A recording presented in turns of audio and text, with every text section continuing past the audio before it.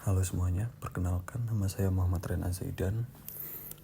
Pada video kali ini saya mewakilkan kelompok saya, yakni Muhammad Zaki Andika Permadani dan Alia Syafia. Jadi di sini saya akan mempresentasikan simulasi deadlock menggunakan OS simulator. Jadi langkah pertama, kami menyiapkan source code untuk memicu kondisi saling tunggu.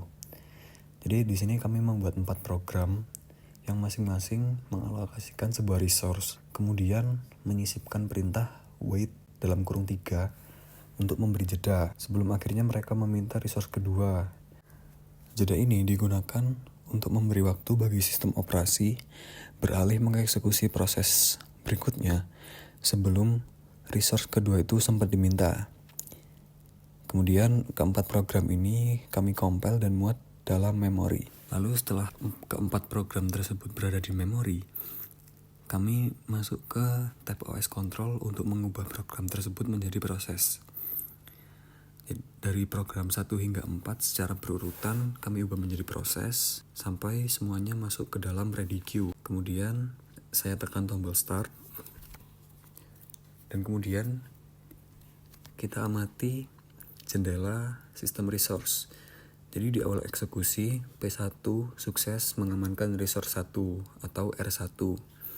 Kemudian P2 mengamankan R2, P3 mengamankan R3, dan P4 mengamankan R4.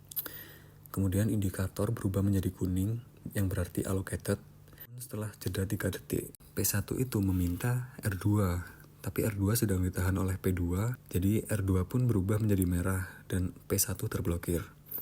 Selanjutnya, P2 mencoba meminta R3 yang sedang ditahan oleh P3.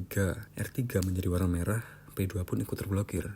Terakhir, P3 meminta kembali R1 yang masih dipegang P1. Jadi P3 pun ikut berubah menjadi merah. Pada titik ini, sistem itu mendeteksi terjadi deadlock pada sebuah OS. 3 proses pertama, yakni P1, P2, dan P3, terjebak dalam kondisi circular wait atau saling tunggu yang membentuk siklus melingkar tanpa ujung. Namun, untuk P4 sebenarnya tidak ikut dalam siklus tersebut. P4 hanya butuh R2 setelah memegang R4. Namun, karena R2 dikunci permanen oleh P2 yang sedang deadlock, P4 ikut lumpuh dan mengalami starvation.